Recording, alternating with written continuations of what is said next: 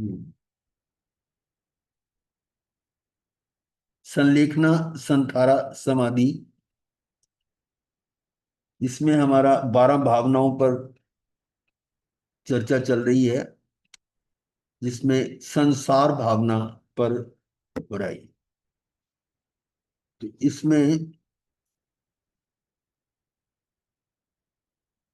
कि ये जो जीव है वो अपने को भूलकर पर में अपनापन कर रहा है, और यही संसार है। यानी अपने को ना पहचानना, अपने को जानना नहीं है, और पर में अपनापन करने, यही एक मुख्य कारण है संसार का, और संसार दुखों का महासागर है। ये बात हम कर रहे थे। और इसी पुद्गल के आश्रय में होकर ही सारा जो है, जितना भी दुनिया में युद्ध हो रहे, महायुद्ध हो रहे हैं, उसकी चर्चा चल रही थी। कि देखिए यहाँ आता है, स्त्री सुख के पीछे युद्ध महायुद्ध हुए। मतलब कि पुद्गल के पर ममत्व करने के कारण ही और कितने ही पाप हो रहे, घोर पाप। तो ये, अब ये क्या है, अबोध, अज्ञानी, अंधे। शास्त्रकार पता नहीं कैसी कैसी बातें लिखते हैं, पर उनका गहन अर्थ समझो कि यहाँ अंधे का अर्थ क्या है। अंधा मतलब जो अपने को देख नहीं पा रहा, और पर को अपने रूप देख रहा, अंधा ही कहेंगे उसको। अंधे, मूढ़, पागल, खर, क्या क्या वो कहते हैं, अज्ञानी, अबोध, सबका अर्थ एक ही निकलता है। ऐसे मनुष्यों को इन इंद्रियों से मिलने वाले सुख ही सुख लगते हैं। मतलब जो पुद्गल के निमित्त से, पुद्गल के कारण जो उसको सुख अनुभूति हो रही है, वही उसको सुख लगता है। इंद्रियों से मिलने वाले सुख ही सुख है, जबकि उसका मूल स्रोत आत्मा है। आत्मा ही सुख है। और उस बाहर के कारण, इंद्रियों में सुख के सुख सुख अनुभव करने के कारण, उसी के लिए पूरा जीवन खपा देते हैं। बाहर देखें तो जितनी भागम भाग, आपाधापी, छीना झपटी, अन्याय, अत्याचार, अब देख रहे हो कि दुनिया में क्या हो रहा है। घर घर में, समाज समाज में, शहर शहर में कह लो, ये प्रांत प्रांत में, राष्ट्र में, और फिर राष्ट्रों में, देशों में, सब जगह घमासान हो रहा है। और वो यहां तक हो रहा है कि अपनी नैतिकता भी भूल जाते हैं उस स्वार्थ के चक्कर में। जो शिष्टाचार है वो भी खत्म हो जाता है, और अपनी बुद्धि भी भ्रष्ट हो जाती है। यहां तक कि बड़े से बड़े राष्ट्र जो हैं, वो हम देख ही रहे हैं, आजकल सुनने में आ रहा है कि सबसे शक्तिशाली देश अमेरिका है ना, तो उसका राष्ट्रपति क्या हो रहा है, दिमाग से खाली हो रहा है ना। किसके कारण? उद्गल के कारण। और यहां पर देख लो, जो राजनीति में एक दूसरे को कितनी गाली गलौज हो रही है। अरे माँ की गाली दे रही है। अभी कल परसों सुना था कि ये मोदी की माँ को गाली दी। बोलो उसने क्या कसूर किया? चलो अपोजिशन वाले हैं, लीडर लीडर को गाली दे, चलो वो तो मान ले, और उसकी माँ तक पहुंच जाते हैं। तो ये सारा जो भी हो रहा है वो किसके कारण हो रहा है? कि वो उनकी जो अपनापन है वो पुद्गल में हो रहा है। उनको ये समझ आ जाए कि ये पुद्गल तो सुख का कारण ही नहीं है, तो सारा विश्व में शांति हो जाए। तो सारा मूल कारण यही है कि उस संसार को समझा नहीं, संसार पुद्गल को अपना जान के ही संसार बन रहा है। तो उस पुद्गल के कारण ये भागम भाग हो रही है, आपादापी हो रही है, छीना झपटी, अन्याय, अत्याचार, शोषण, चूषण। यानी यहां तक कि भाषा का भी विवेक नहीं रहता। ये उसके पीछे मैं तो और समझता हूं, और भी है कि खानदान का भी असर होता है। अब देखोगे जो सही संस्कारित खानदान है, उनमें उनकी भाषा बड़ी सभ्य होती है। और जिनके संस्कार बिगड़ जाते, तो उनकी आगे के आगे संतान जो है ना, वो उनको भाषा का विवेक नहीं रहता। वो तूतरा की बात ही करेंगे उनको। मैं आपकी बात पर पहुंचते फिर अपने रह जाता हूँ। मतलब वो ऐसे कर करके क्या करते हैं कि भाषा ही उनकी बदल जाती है, बिगड़ जाती है। अरे किसी को जी कह के बोलना तो दूर रहा, उसको तू कहकर इस तरह की बातें की जाती हैं। मतलब भाषा का देखा जाए तो क्षेत्र के हिसाब से भी हम देखते हैं, हमने क्षेत्र भी देखे हैं। अभी राजस्थान में चले जाओ तो बिना जी के बात ही नहीं करते, छोटे से छोटे व्यक्ति को भी जी बोलते हैं। और यहाँ इधर आकर तू की बात करते हैं। और यह हरियाणा में पहुंच जाओ तो ओए, ओ मास्टर, ओ मास्टर। तो मैं खुद बता रहा हूँ, मेरे साथ हुआ है ऐसे। तो ये भाषा जो है इस तरह की भी आ जाती है।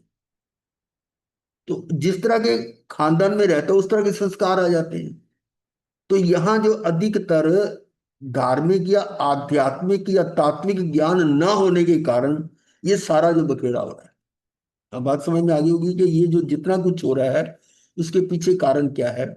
और फिर परिवारों के संस्कार क्यों खत्म होते जा रहे हैं कि हमें जो अपने पूर्वजों से संस्कार मिले थे उनको हमने कैरी फॉरवर्ड नहीं किया, उसको अपने तक भी सीमित नहीं रखा। मतलब कि स्वयं भी धारण नहीं किया। जो मान लो माँ बाप के संस्कार है वो अपने पे भी नहीं लागू किए, तो आगे बच्चों पे कहाँ लगेंगे। और बच्चों के बच्चों पे क्या होगा। ये इस तरह से बिगाड़ हुआ।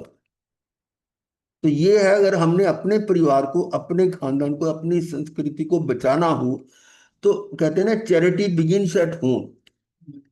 जो है ना, जो भी कार्य वो अपने घर से शुरू होता है। घर को पहले संभालो। घर को तो चौपट कर दिया और देश को संभालने चल पड़े, ऐसा नहीं है।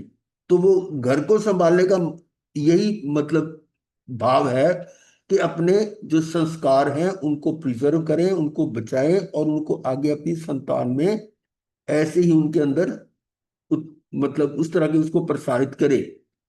और ये कमी जो है वो यही कारण है सारा बिगाड़ का। अब इसको हम समझते नहीं है। समझ क्या रहे हैं कि बड़ा ऊंचे से ऊंचा पैकेज मिले, बढ़िया ज्यादा कमाई करे बच्चा। उसको मतलब गर्भ से भी ऐसे संस्कार दिए जाते हैं कि ये ऐसा पढ़ाई करेगा, ये करेगा और वो अधिक से अधिक पैसा कमाए। बस सिर्फ ये संस्कार दिए जा रहे, धर्म संस्कार नहीं दिए जा रहे। और वो कसूर किसका हुआ। माँ बाप का कसूर हो रहा है कि माँ बाप ने वो संस्कार आगे बच्चों को नहीं दिए। अभी हम अशोक विहार में कई साल, मतलब ये आज से 25-30 साल पहले से समझो, मैं क्लास लिया करता था।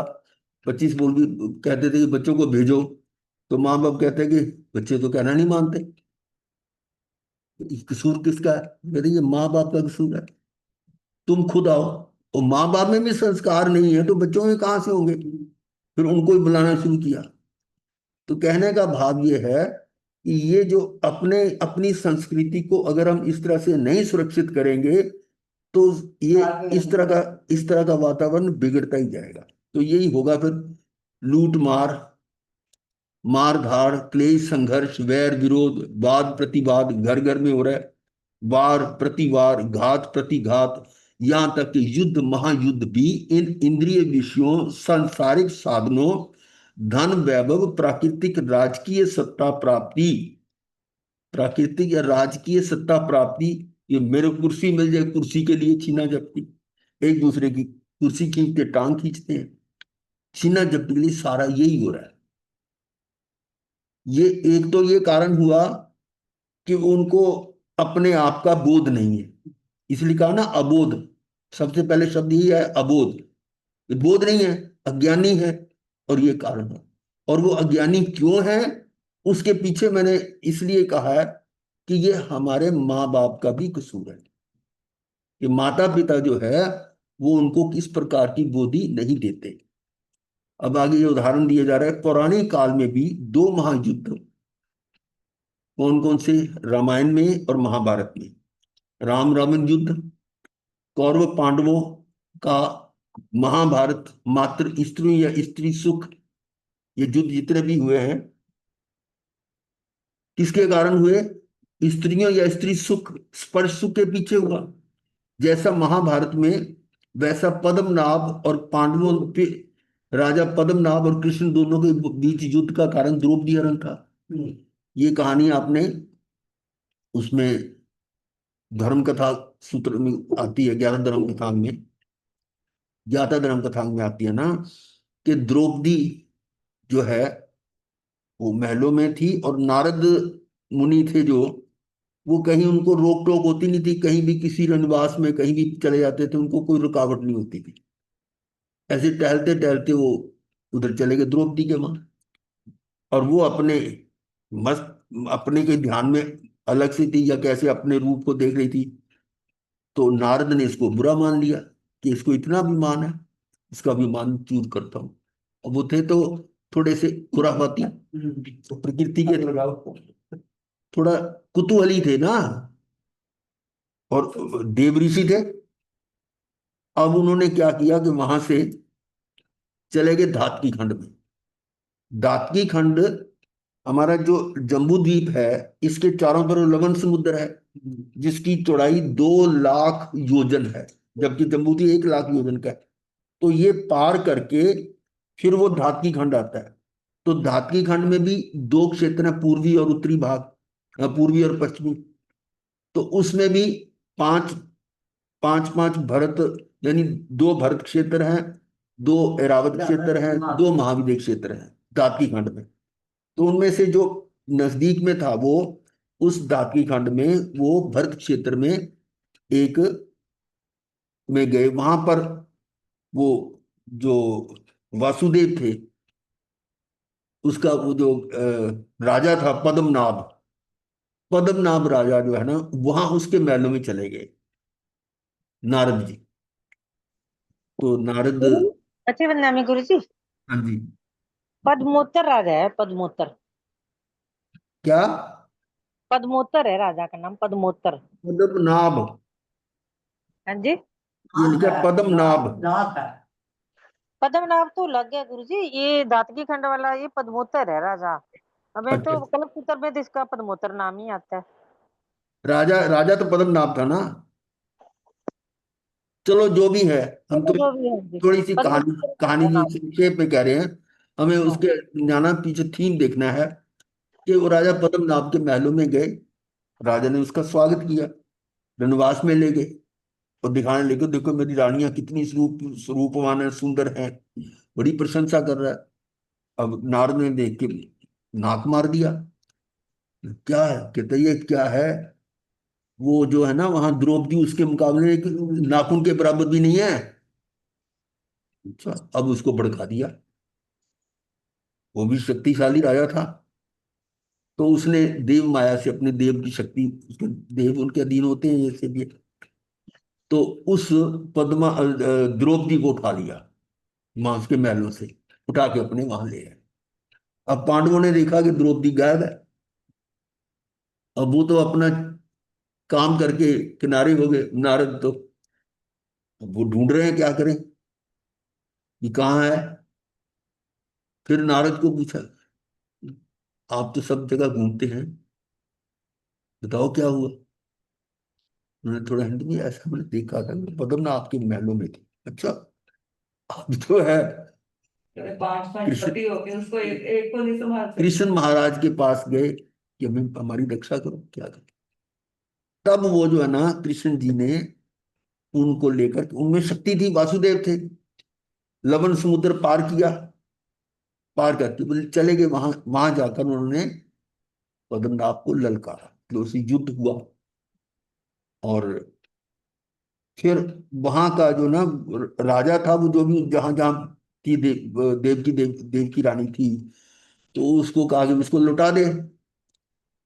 और उधर वहां के वासुदेव को पता चला, उन्होंने कहा, "ये तो वासुदेव", उसने जो है ना जब वापस जा रहे तो शंख ध्वनि की। शंख ध्वनि से पंचजन्य शंख होता है, वो ध्वनि जो है सिर्फ वासुदेव ही उस शंख को बजा सकता है, दूसरों को बजा ही नहीं सकता। अब वो ध्वनि उसने सुनी, वहां के वासुदेव ने, तो वासुदेव आ गया। कपिल वासुदेव। कपिल वासुदेव। हाँ, कपिल। कपिल हो गया, ठीक है। तो हाँ जी, कपिल कपिल। वासुदेव जो है ना, उसको मिलने के लिए आ रहा है, पर ये एक विधान है कि 2 वासुदेव कभी मिलते नहीं। और ऐसा करके वो द्रौपदी को वापस ले गया। मैं पूरी कथा यहीं पर क्लोज करता हूं। तो ये जो कृष्ण और उस पद्मनाभ के बीच में युद्ध हुआ था, दोनों में युद्ध हुआ भारी। पहले तो पांडव ने युद्ध किया, पांडव जो है ना वो हार गए। पांडव ने कहा, तो पूछा तूने क्या कहा था? कहता पद्मनाभ, आज तू नहीं या हम नहीं। कहना फिर तो हार नहीं था, तू नहीं या हम नहीं, तुम पहले ही मान गए हम नहीं है। तो कृष्ण जी ने कहा दी अब तू नहीं है मैं हूं, हम्म। और युद्ध करके उसको परास्त किया था। यार ये युद्ध था। ऐसे ही महाभारत और रामायण में भी जो राम रावण का युद्ध हुआ। और देखिए कि कई स्वयंवर में राजकुमारों में से किसी राजकुमार के गले में वरमाला के स्थान पर विवाहित महाराजा दशरथ के गले में डालने पर युद्ध भी स्त्री के पीछे हुआ। ये कई के समय हुआ। द्रौपदी के स्वयंवर के बाद भी युद्ध, रुक्मिणी हरण पर युद्ध, संयोगिता हरण, ये तो वर्तमान की बात ही है। महाराजा पृथ्वी और जयचंद में बैर, और मोहम्मद गौरी आमंत्रण, उसको बुला लिया। युद्ध सब में स्त्री या स्पर्श सुख था, संसारिक सुख ही कारण था। ये है मेन, ये संसारिक सुख के कारण ये सारे झमेले लेंगे। तो इसका कारण क्या हुआ? अबोधता, कि स्वयं का बोध ना होना, यही कारण है संसार।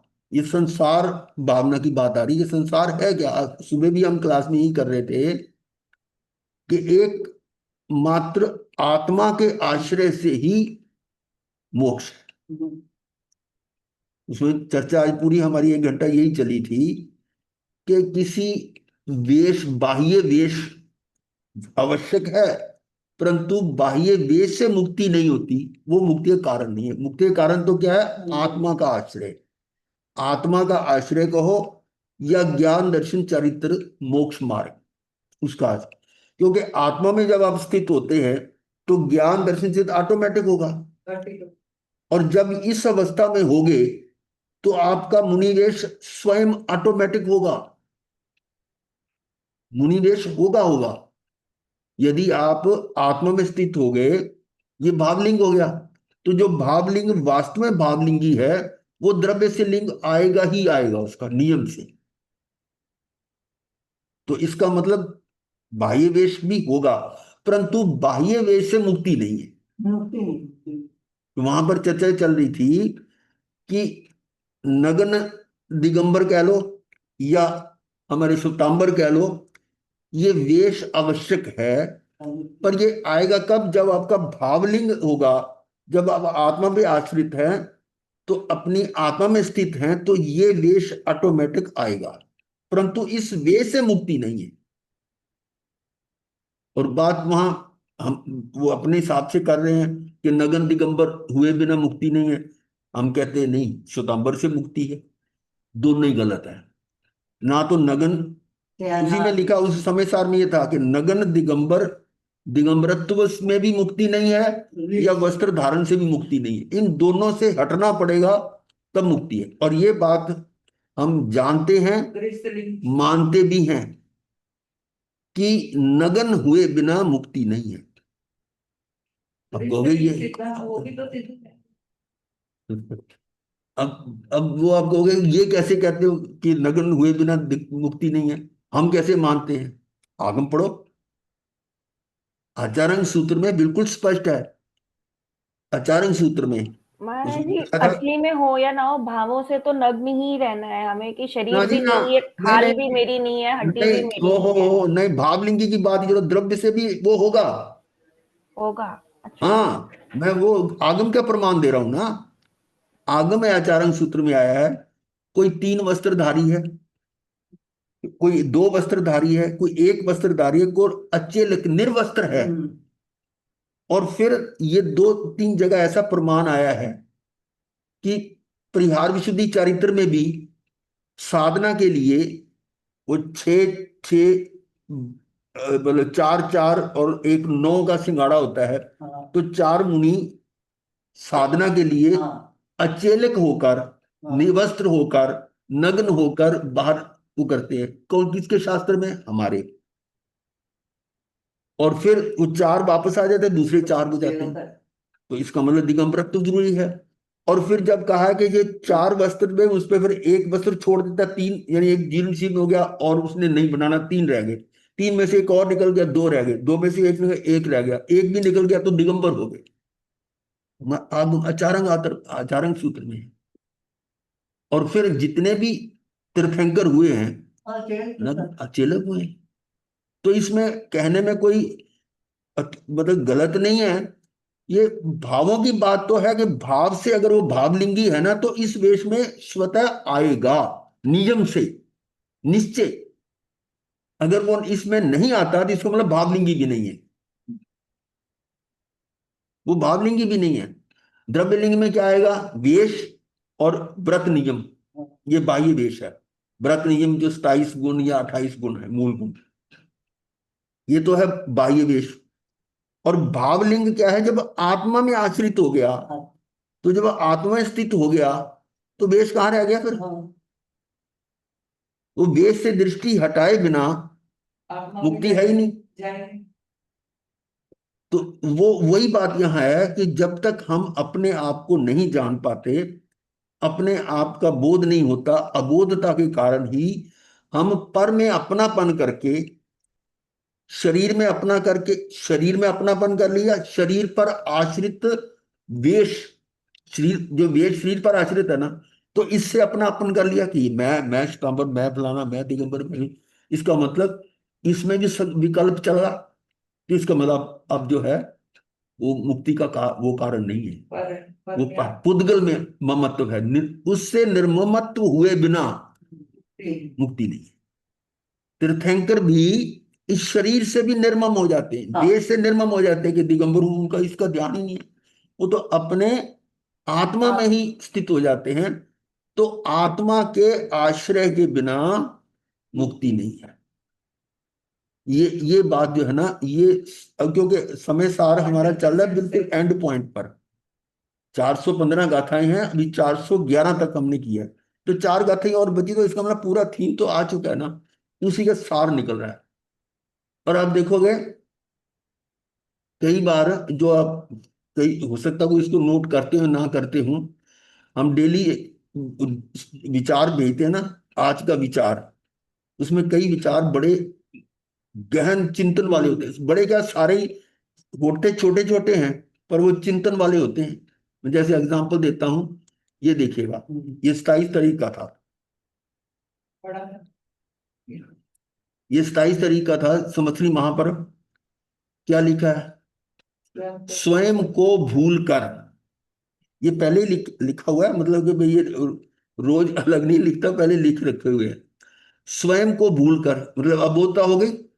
स्वयं ही ये आत्मा, स्वयं ही, इसका मतलब कोई दूसरा नहीं, स्वयं ही आत्मा अनादि से दुख भोग रहा है।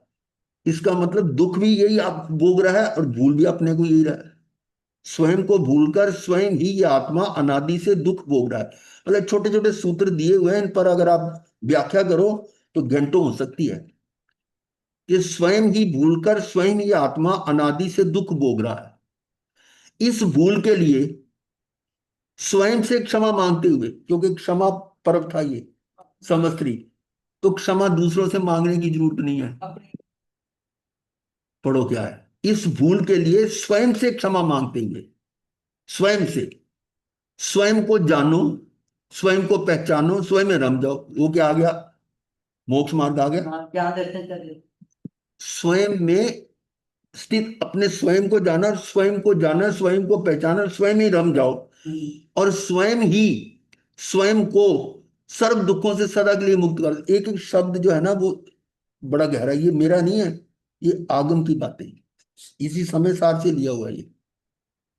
कि स्वयं ही स्वयं को सर्व दुखों से, सर्व दुखों से कौन? स्वयं, कोई दूसरा परमात्मा नहीं आएगा आपको दुख। स्वयं ही स्वयं को सर्व दुखों से सदा के लिए मुक्त कर दो, ये संदेश था उसमें। एग्जाम्पल दी मैंने इस तरह के। ये जो है ना सूत्र, इनको देखा करो, क्या छोटे छोटे सूत्र होते हैं। अब देखो जैसे ये आगे ये है, 28वां था, जब ज्ञानी अपने आत्म स्वरूप को जानकर, वही चीज आ रही है, ज्ञानी अपने आत्म स्वरूप को जानकर उसमें लीन होता है, तब उसके राग द्वेष आदि उत्पन्न नहीं होते। जब अपने में गया हुआ है तो राग द्वेष नहीं होंगे।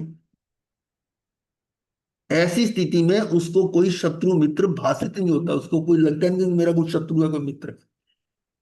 सारा मतलब वो खत्म हो जाता है। ये आज का था। बंध के स्वभाव को और आत्मा के स्वभाव को जानकर बंध के प्रति जो विरक्त होता है वह कर्मों से मुक्त होता है। मतलब कहने का, इस तरह के सूत्र थोड़ा सा पढ़कर उन पर चिंतन जरूर करो, आपको कुछ ना कुछ मिलेगा। जहां नहीं समझ आता उसको उसको कोशिश करें उसको जानने की। चलिए हम आगे अपने विषय पर आते हैं। तो ये जो जो भी कुछ हो रहा है संसार में, संसार का कारण यही है कि हमने स्वयं को नहीं जाना, और स्वयं में ही रमने से, स्वयं का आश्रय लिए बिना, आश्रय स्वयं का लेना है, पर के आश्रय से मुक्ति नहीं है। पर से मीन्स पर जीव से या पर द्रव्य से। पर जीव भी मेरे लिए पर द्रव्य है, आप भी मेरे लिए पर द्रव्य हो, क्योंकि मैं तो आपके द्रव्य को, पुद्गल को देख रहा हूं ना, आत्मा को तो देख नहीं रहा। अगर परमात्मा भी साक्षात मेरे सामने बैठा हो तो वो उसको, उसके क्या देखूंगा, पुद्गल को देखूंगा। तो अगर उसका आश्रय लेता हूं तो मतलब इसका मतलब पर का आश्रय ले रहा हूं। तो ये भगवान कह रहे हैं, इस संसार में भी आया हुआ है कि पर के आश्रय से मुक्ति नहीं है। और मैं भी तुम्हारे लिए पर द्रव्य हूं। इसका अर्थ क्या निकलता है कि अपने अपने आश्रय में, स्वयं के आश्रय के बिना मुक्ति नहीं है। तो ये था संसारिक, संसार का कारण बताया जा रहा था। और भी उदाहरण दी जा रही है। महावीर काल में भी कुब्जा दासी, फिर अप्सरा सी सुंदरी के हरण पर युद्ध बहुत सारे हुए हैं। हम इतनी हिस्ट्री में नहीं जाते, कहानियां बहुत सारी हैं। हिस्ट्री में मैं बड़ा कमजोर था। हिस्ट्री में नंबर मेरे कम आते क्योंकि उसमें इंटरेस्ट नहीं होता था। महाराजा चेतक और महाराजा कोनिक के बीच युद्ध हुआ। 84 लाख, दो युद्ध हुए थे, रथमूसल और शिलाकंटक। एक में 84 लाख, एक में 96 लाख। इतने लोग तो महाभारत में भी नहीं मरे। वहां तो 40-45 लाख के होंगे, और यहाँ 1,80,00,000 लोग मरे। और उसमें मात्र 3 को छोड़कर बाकी लगभग सभी नरक में गए या मछली के पेट। मछली 10,000 एक मछली के। तो ये इतना, महाराज जी, मतलब आपने नरक में गए और कहाँ गए? ये कुछ 10,000 के करीब इतने जो है वो मछली मछली के पेट में पैदा हुए, मतलब मछली के भाव में चले गए, मछली के भाव में, ठीक मत्स्य है। में। मतलब कहने का मतलब नरक या त्रिंच में गए। हाँ, ठीक है। स्वर्ग में तो 3 का वर्णन, 3 का क्या, एक है नाग नथुआ, ये हमारे आगमों में आया हुआ है नियावली का में, कि एक था सेठ नाग नथुआ, वरुण नाग नथुआ। वर्ण नाग नथुआ उसका मतलब था नाम। और वो श्रावक था, व्रती श्रावक था। युद्ध चल रहा था और उसका तो श्रावक अपनी पोषणशाला में बेला किया हुआ था। अब राजा का फरमान आ गया कि तुमने भी युद्ध में जाना है, क्योंकि राजा के चलती थी वहां। तो ये तो है नहीं कोई वो लोकतंत्र या प्रजातंत्र होता था, ऐसा नहीं था। राजा की हुक्म है, जाना पड़ेगा। युद्ध में गया। तीसरा दिन था, व्रत का पालना नहीं किया उसने, टेला हो गया। युद्ध में उसका नियम था कि मैं पहले वार नहीं करूंगा, पहले वार नहीं करूंगा। और युद्ध के लिए बराबर का जोड़ीदार होता है, तब युद्ध होता है उसमें। तो वो योद्धा जो सामने बराबर जोड़ का आ गया, उसको तू पहले वार कर, क्योंकि उसका नियम था कि मैं पहले वार नहीं करूंगा। और उसने वार किया, उसके लग गया। उसने सोचा अब तो मैं गया, पर फिर भी गिरते गिरते उसने भी अपने वार किया।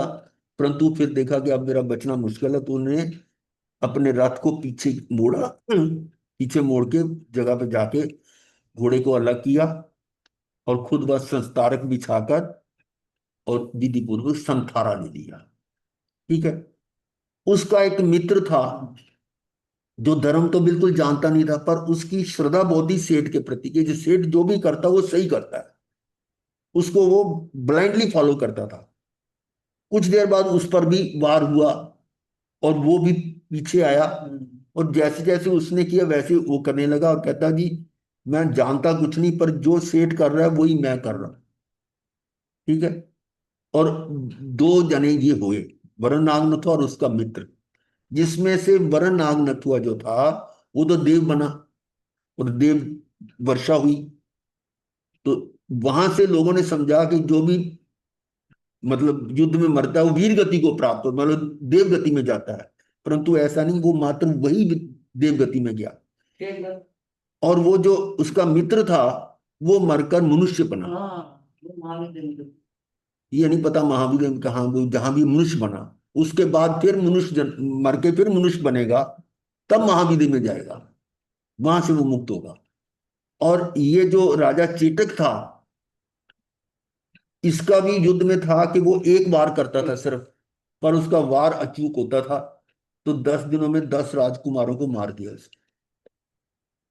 और फिर वो जो अंतिम युद्ध था उसमें क्या हुआ कि उसको वो विद्याधर होते थे, विद्याधर के मनुष्य होते हैं जो कई विद्याओं में निपुण होते हैं। विद्याएं मतलब जैसे आजकल समझ लो टेक्निकल भी, कोई रॉकेट है या कोई इस तरह जैसे से हनुमान जी थे, है। हनुमान जी जैसे हनुमान जी थे हाँ, वो वो भी भी विद्याधर विद्याधर, थे। वो भी विद्याधर। मैं बता रहा हूँ आज के संदर्भ में देखें तो अभी रॉकेट बन गए, रॉकेट से वो कहाँ पे कहाँ पहुंच जाते हैं, स्पेस में चले जाते हैं। वो किस तरह से ये जो कला है अब हम नजर आ रही है, उस समय ये मनुष्यों में थी। और उनका जो निवास था वो था बेताड्य पर्वत पर।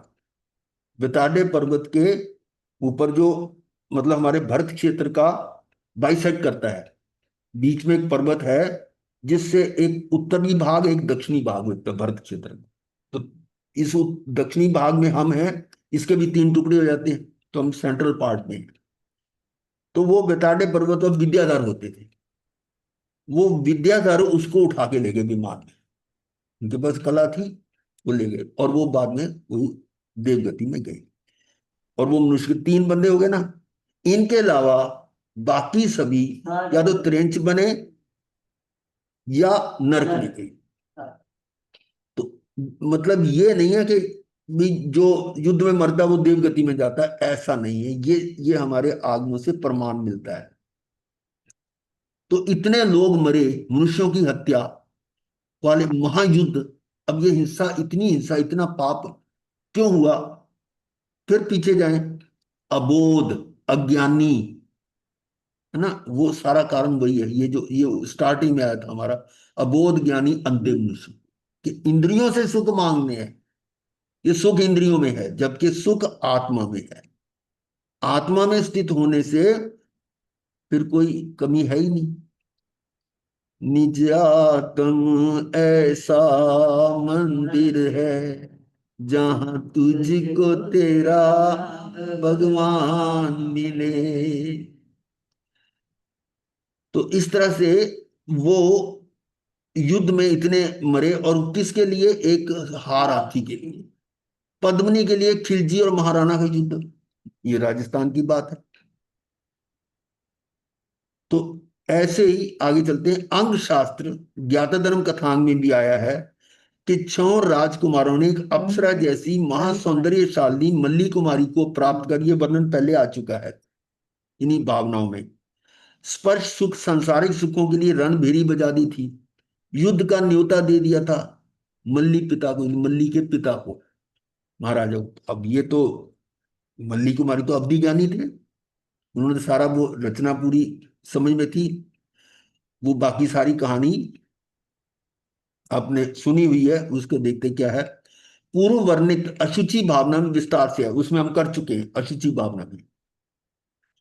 तभी मल्ली कुमारी उन्हें बोध देते हैं, अहो राजकुमारों, इस प्रकार सांसारिक ऐहिक सुखों की प्राप्ति के लिए कृष्णातुर होकर क्यों चतुर्गति रूप संसार बढ़ाना चाहते? अब ये पॉइंट ध्यान से सुनो।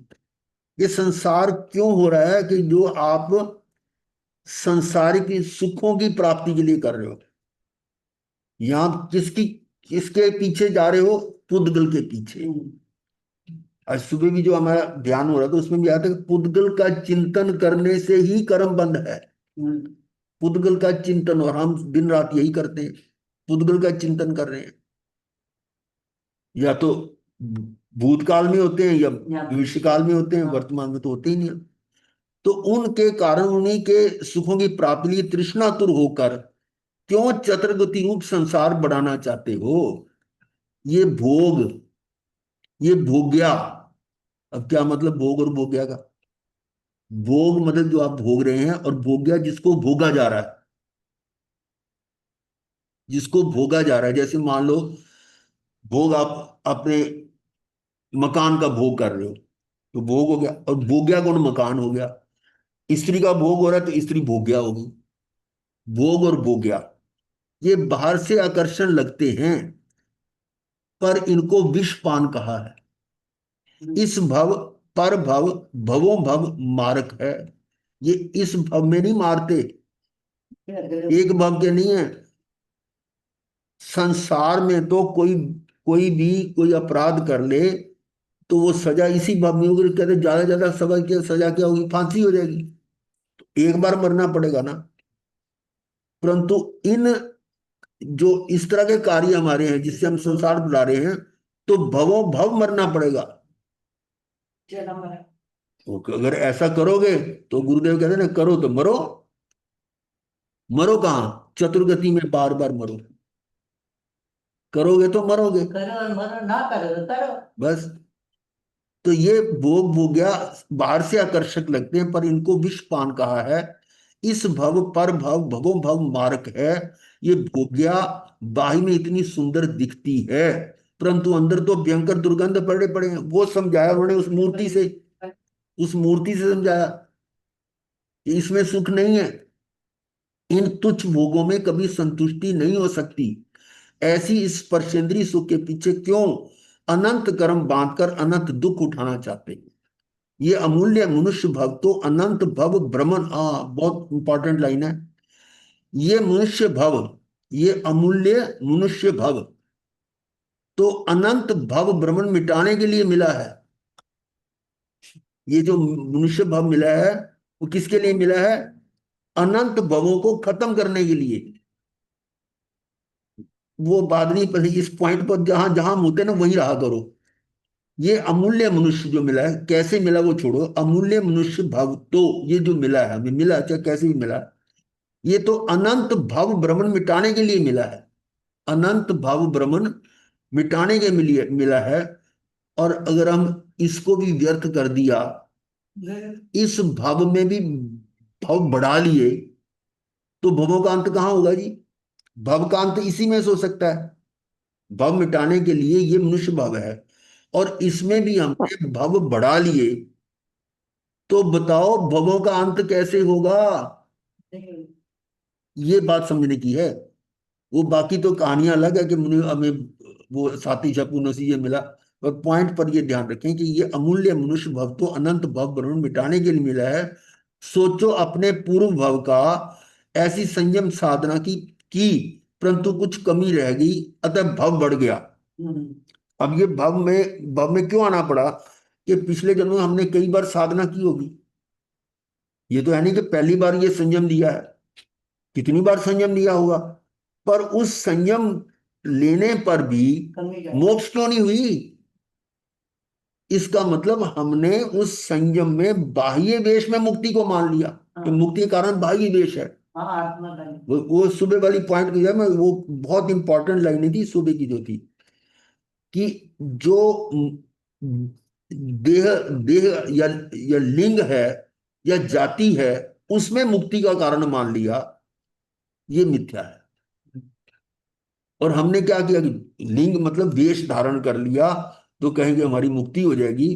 ऐसे हमने वो वेश धारण करने पर जो वास्तव में होना चाहिए था, भावलिंगी तो हुए नहीं, द्रव्य लिंग हो जाएंगे। तो वो कमी क्या रहेगी? हम भाव से लिंगी नहीं हुए, यानी हम आत्मा पे आश्रित नहीं हुए, हम वेश पे आश्रित हो गए। जो वेश है बाह्य वेश, कि मैं दिगंबर मैं श्वेतांबर ये हो गया, वो वेश और फिर मेरे ये मैं व्रत ये नियम कर रहा हूँ, मैं ये कर रहा हूँ, ये कर रहा हूँ, उसी में अटक गए। तो इसका मतलब उसका आश्रय लिया आपने, किसका? बाह्य वेश और मूल व्रत, ये किस पर आश्रित है? देह पर आश्रित है। क्या देह के बिना वेश हो सकता है? नहीं। देह के बिना मूल व्रत हो सकते हैं? तो जो मूल व्रतों का या लिंग का या बाह्य वेश जो है, उस पर अगर आप आश्रित हो, इसका मतलब शरीर पर आश्रित हो, और शरीर पर आश्रित हो तो मुक्ति हो ही नहीं सकता। ये सारा जो है ना थ्योरम, ये थी हमारी सुबह की, कि इस देह से दृष्टि हटाए बिना मुक्ति नहीं है। और देह पर आश्रित है ये देश और नियम वगैरह, वो देह पर आश्रित है, तो उनसे हटना पड़ेगा। जरूरी है। जरूरी क्यों है? कि जब भाव से लिंग होगा, जब आत्मा पे आश्रित होगा, तो ये चीजें ऑटोमेटिक आ जाएंगी। अगर नहीं आती तो इसका मतलब भावलिंगी भी नहीं है। ये मत मान लेना कि हम भावलिंगी हो गए। अभी नेहा कह रही थी ना, भाव से लिंग हो गए। भाव से जो लिंग हो जाएगा ना, भावलिंगी हो जाएगा, वो वेश से भी बदलेगा, नियम से। अभी बात समझ में हाँ नहीं आ रही जी, है? वो एज अ कॉन्सिक्वेंस होना ही होना है, समझ लीजिए। हाँ, अब समझ आ गई बात ना। मैं इसलिए हाँ कह जी, रहा हाँ था। जी। कि अगर वो इतनी गहराई में पहुंच गया, आत्मा में स्थित हो गया, अब बताओ वो बाहर की बात कैसे सोचेगा? कौन सा लिंग? उसमें वो वेश, बाह्य वेश भी आ जाएगा और नियम भी धारण, नियम सारे हो जाएंगे। जब आत्मा में स्थित हो गया तो व्रत तो सारे पल गए। वो तो आराधन हो गया ना उसका, व्रतों का। तो इसलिए जो भावलिंगी है, तो उसका द्रव्य लिंग तो ऑटोमेटिक होगा। हाँ। अगर द्रव्य लिंग नहीं है तो मानो भावलिंग भी नहीं है, ये मतलब। तो इसका, इससे क्या निकलता है कि द्रव्य लिंग भी आवश्यक है, पर द्रव्य लिंग कोरा द्रव्य लिंग ना हो, कि द्रव्य से ही हम समझेंगे इसी से मुक्ति होती। ये भ्रांति मिटाई थी सुबह।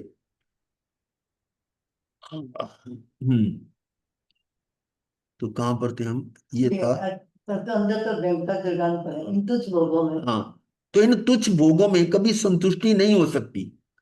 ऐसा, ऐसी स्पर्शेंद्रिय सुख के पीछे क्यों अनंत कर्म बांधकर, ऐसी इस स्पर्शेंद्रिय सुख के पीछे क्यों अनंत कर्म बांधकर? किस सुख के लिए? जो स्पर्श का सुख है, जो बाह्य सुख है, इंद्रिय सुख है, क्षणिक सुख है, भ्रमिक सुख, भाषित है, ये सुखाभास है, सुख नहीं है। उसके पीछे क्यों अनंत कर्म बांधकर अनंत दुख उठाना चाहते हो? ये अमूल्य मनुष्य, ये तो हमने पढ़ा था, ये अमूल्य मनुष्य भव तो अनंत भव भ्रमण मिटाने के लिए मिला है। सोचो, अपने पूर्व भव का ऐसी संयम साधना की ऐसी संयम साधना की, परंतु कुछ कमी रह गई। वो कौन सी कमी रह गई? कि हमने आत्मा को नहीं जाना। Yes, that is the point. हाँ। कि हम इस देह पर आश्रित रह गए, आत्मा पर नहीं। छूटे देहाध्यास तो नहीं करता तू कर्म।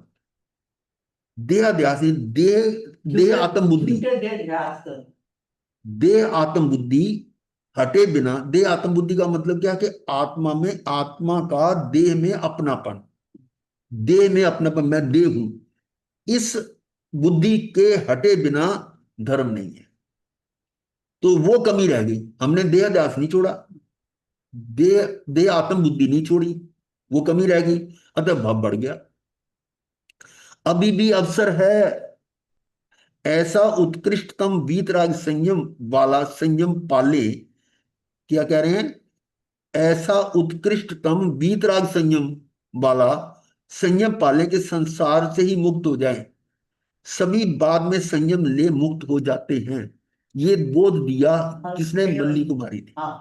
तो मल्ली कुमारी, मल्लीनाथ तीर्थंकर बन मुक्त होते हैं। ऐसी संसार भावना से संसार मिट जाता है। देखिए, ये विशेष है।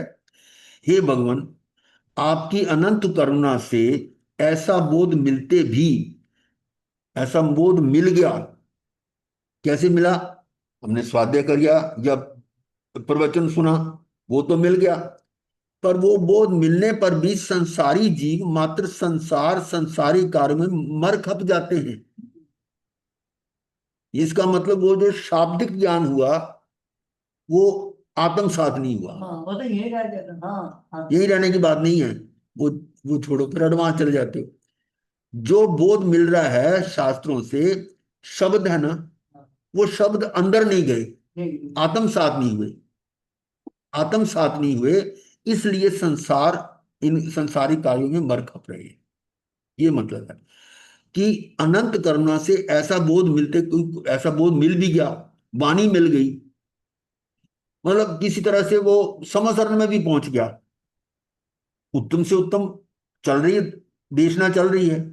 उस सुनने के बावजूद भी वो संसार के कामों में मर खप जाते हैं। सारे काम वहां बैठा हुआ भी संसार क्या में। आप नहीं गए थे समसरण में? दे- मैं तो गया था, मैं भी गया था, समसरण में गया, सुना। श्रद्धा नहीं। ब- अब एडवांस पे चल पड़ती हूँ। मैं गया तो भगवान की वाणी है। भगवान ऐसा आप कहते हैं कि संसार में सुख नहीं है, सुख आत्मा में है, मुझे तो संसार में सुख नजर आ रहा है, मैं तो जा रहा हूं। भगवान तो ये थोड़ा है, नहीं नहीं रुक रुक, वो तो मौन हो जाते हैं। और मैं वहां से आ गया, ये मैंने किया। शब्द तो सुने, सुनने के बावजूद भी मैं फिर अपने संसारिक में मर खप रहा हूं, और तभी तो जन्म मरण चलता आ रहा है। अगर उस समय बहुत से ऐसे लोग थे जो उन्होंने सुना, समझा, ये भी बात तो भगवान ठीक कह रहे हैं, तो उन्होंने कहा कि भाई ये जितना हम पूरा संसार तो छोड़ नहीं सकते, चलो कुछ नियम मतलब मर्यादाएं कर लेते हैं। बारह।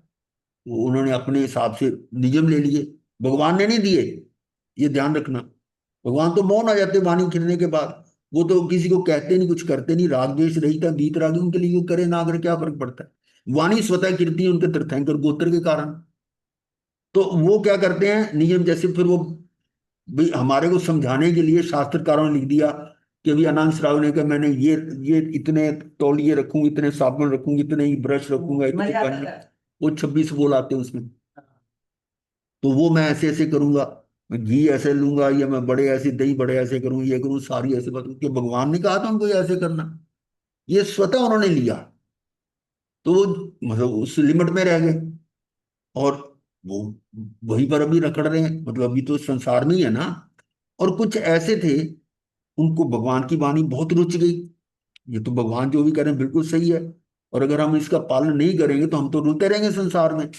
हे भगवान, आप जो बता रहे हैं वो बिल्कुल सही है, और मुझे तो अब संसार से भय लगता है, मैं तो शीघ्र मतलब मुक्त होना चाहता हूं।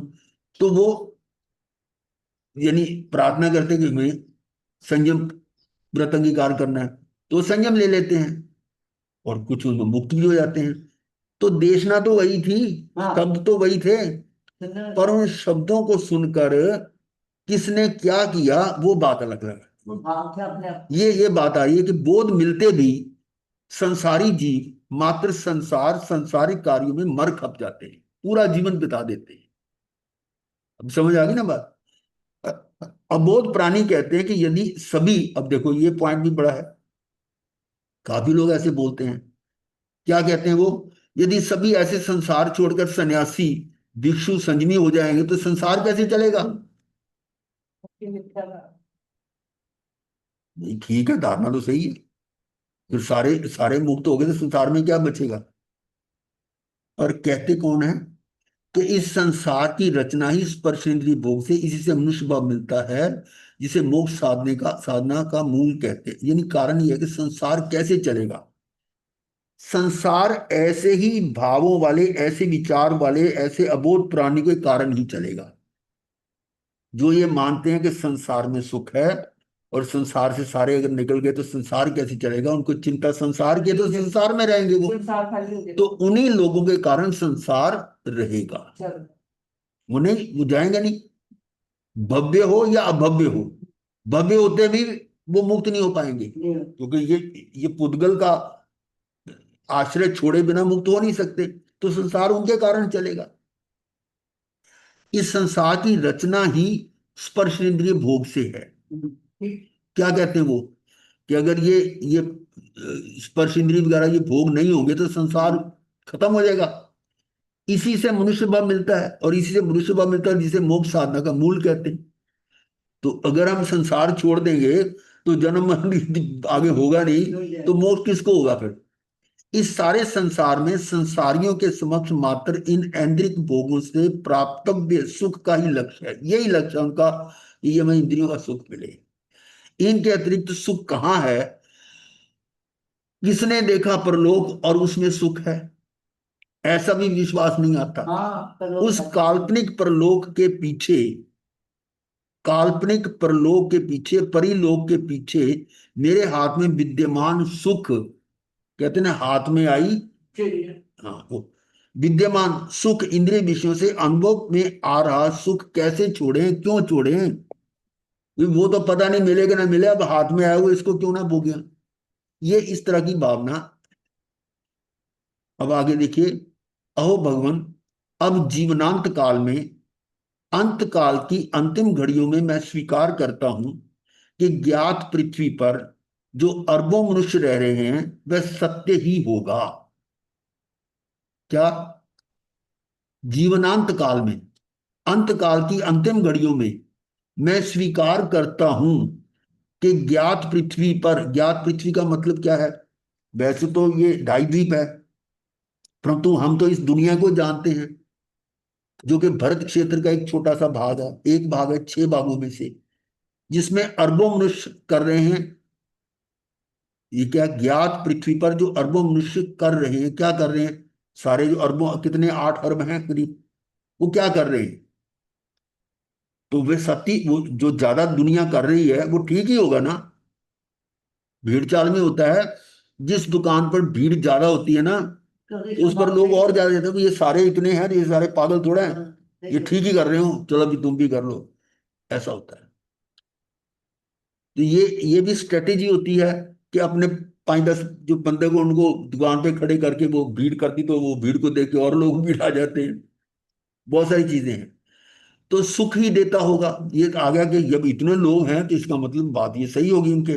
मेरे पूर्वजों परिजनों ने भी यही बोध दिया, और मैंने भी ऐसा संसार बसाया, बढ़ाया, भ्रांतिवश मोहवश दोहरा दोहरा किया, मोहवश दोहरा किया, और अमूल्य रतन चिंतामणि स्वरूप इस मनुष्य जन्म की अनमोल घड़ियां बर्बाद करके, इस अमूल्य रतन मणि, रतन चिंतामणि, चिंतामणि रतन है, जो हाथ में आ जाए तो जो आप मन में सोचेंगे वो पूरा हो जाता है।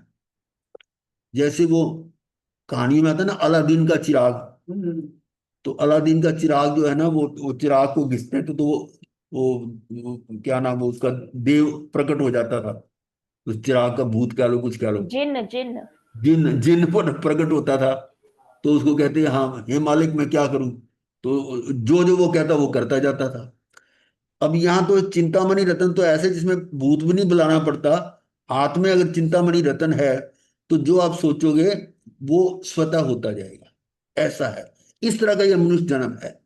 इस जन्म की अनमोल घड़ियां बर्बाद करके, किसमें बर्बाद की? संसारिक कार्यों, कर्तव्यों, दायित्वों को प्राथमिकता, सर्वोपरिता दी, और आपकी अमृतवाणी सदगुरुदेव फरमाते उसे भी टालता रहा। ये तो महाराज तो ऐसे बोलते रहेंगे, और दुकान इनका कोई और चलाएगा लाके, पता नहीं क्या क्या बोल जाएंगे। क्या हम इनकी बातें मानते रहेंगे तो हमारी घर गृहस्थी तो खत्म हो जाएगी, हमारी तो घर गृहस्थी खत्म हो जाएगी, हमारा कारोबार ही खत्म हो जाएगा।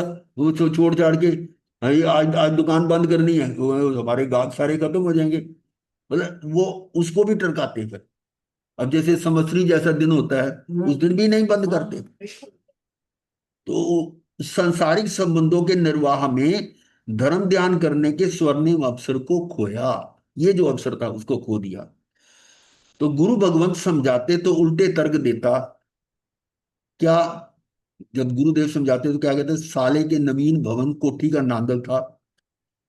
और ये बहाने, बहाने बताते हैं जो, वो तो एक ऐसा होता है हमारे स्कूल में भी, स्कूलों में भी, क्या बच्चे को नहीं आते ना, वो कर, महाराज जी आप वो, मास्टर जी आज जो है ना, वो मेरे वो घर में ये आ गया था, मेरे वो हो गया था।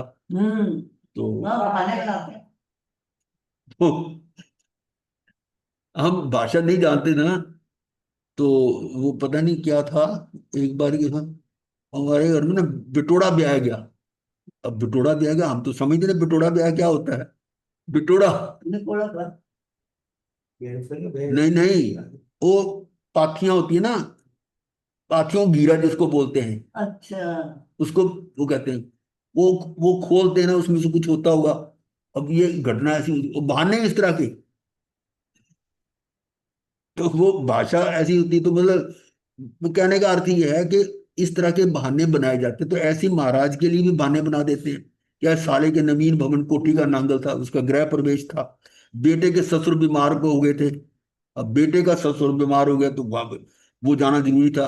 बेटी की सास मर गई थी, भाई के पुत्र पुत्री का विवाह था, आदि अनेक, महाराज जी जाना ही पड़ता है।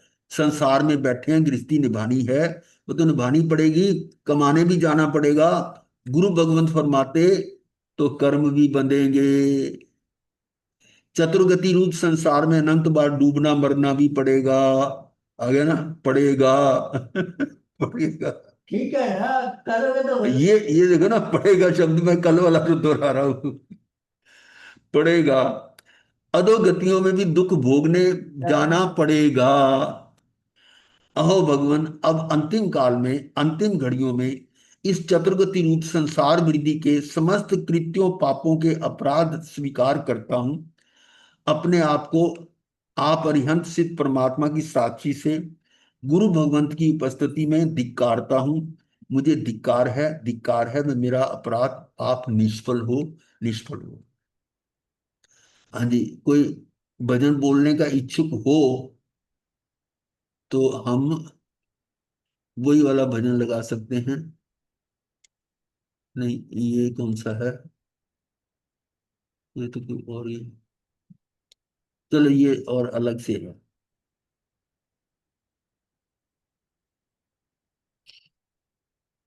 जीवा पर हो नाम तुम्हारा, प्रभुवर ऐसी भक्ति। एक जना बोले तो ज्यादा अच्छा रहेगा। जीवा पर हो नाम तुम्हारा, प्रभुवर ऐसी भक्ति दो। संभावों से कष्ट सहूं बस, मुझ में ऐसी शक्ति दो। किन जन्मों में कर्म किए थे, आज उदय में आए हैं। कष्टों का कुछ पार नहीं है, मुझ पर जो मंडराए हैं। दिगे न मन मेरा समता से, चरणों में अनुरक्ति दो। संभावों से कष्ट सहूं बस, मुझ में ऐसी शक्ति दो। ये कुछ भावना है कि जो अंतिम समय में अपने में समभाव रखने के लिए कुछ बड़े अच्छे शब्द हैं इसमें। कायिक दर्द भले बढ़ जावे, कायिक मतलब काया का दर्द बढ़ जावे, किंतु मुझ में क्षोभ न हो। रोम रोम हो पीड़ित मेरा, किंचित मन विक्षोभ न हो। दीन भाव नहीं आवे मन में, ऐसी शुभ अभिव्यक्ति दो। संभावों से कष्ट सहूं बस, मुझ में ऐसी शक्ति दो। ये अंत समय में इस तरह के भावों का आना, क्योंकि जब देखा जाता है ना जब बीमारी ये कुछ होती है, तो उस समय ये भाव लुप्त हो जाते हैं। थोड़ा सा ध्यान में रहेगा तो वो आ जाता है। आर्त ध्यान नहीं आवे मन में, दुख दर्दों को पी जाऊं। ध्यान लगा लूं प्रभु चरणों में, हंस हंस कर मैं जी जाऊं। रोने से ना कष्ट मिटे ये, हाय हाय हाय हाय हाय। रोने से ना कष्ट मिटे यह, पावन चिंतन शक्ति दो।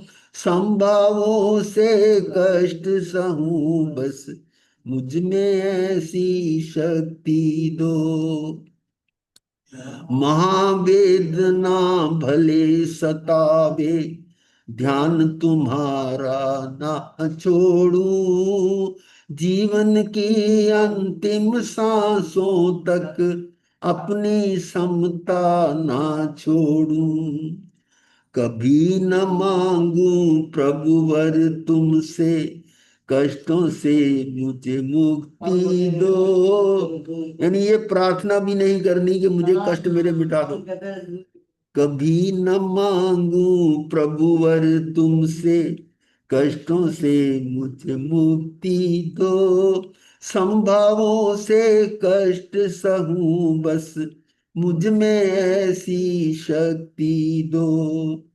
अंतिम है, भले न तन दे साथ जरा पर, तन साथ नहीं दे रहा, मन साधन अनुरक्त रहे, जीवन की हर सांस तुम्हारे चरणों की ही भक्त रहे। रहे समाधि अविचल मेरी, शांति की अभिव्यक्ति दो। संभावों से कष्ट सहूं बस, मुझ में ऐसी शक्ति दो। संभावों से कष्ट सहूं बस, मुझ में ऐसी शक्ति दो। मुझ में ऐसी शक्ति दो। मुझ में ऐसी शक्ति दो। ओ अरे जी बहुत बढ़िया।